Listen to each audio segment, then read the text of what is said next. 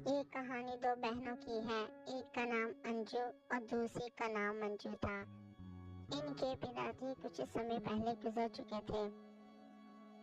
इनके एक लालची चचा चची भी थे। उनका एक इकलौता बेटा भी था जो बहुत ही अच्छा और मन का सच्चा था। उसके चचा ने झूठ बोलकर इनका मकान हड़प कर लिया था कि तुम्हारे पिताजी ने मुझसे कर्जा लिया था जो अब तक अदा ना कर सका।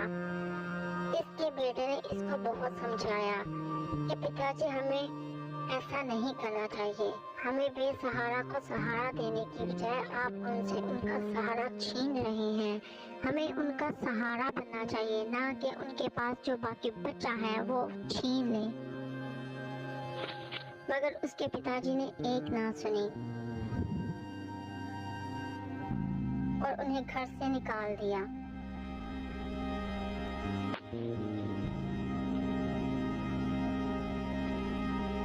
उसके चचा ने कहा, मैं कोई पागल हूँ इन मुसीबतों को अपने गले डाल लूं।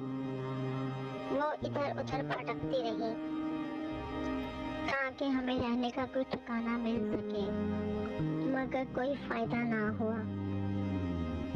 आखिर गांव के एक सेठ ने उन्हें अपने पुराने घर में रहने को कहा जो काफी सालों से बंद था। आखिर मजबूर होकर वो उस घर में रहने चली गई। वो अकेली घबराई हुई थी। जैसे ही रात के 12 बजे जोरदार बादल गरजने लगे, बिजली चमकने लगी, हर तरफ अंधेरा छा गया। वो दोनों बहुत डरी हुई थी।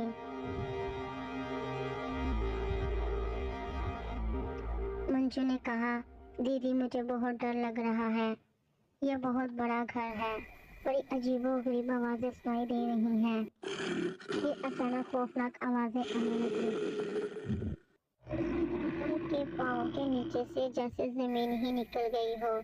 जब उन्होंने अपने सामने खौफनाक आवाजों के साथ किसी को ज़ाहिर होते हुए देखा, वो वहां से भागी, मगर भागने में नाकाम हुई। इतने में संजय भी वहां पहुंच चुका था, मगर काफी देर हो चुकी थी।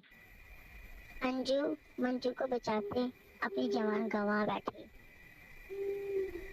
उस भूत ने दोनों को मार डाला। दोनों को अपनी जान गंवानी पड़ी। जैसे तैसे करके उन्होंने मंजू को वहां से भगा दिया और वो वहां से भाग निकली। अब इसके चचा को भी इसकी सजा भुगतनी पड़ी। उसने अपना इकलौता बेटा गंवा दिया। इस हादसे के बाद उसकी पत्नी भी चल बसी।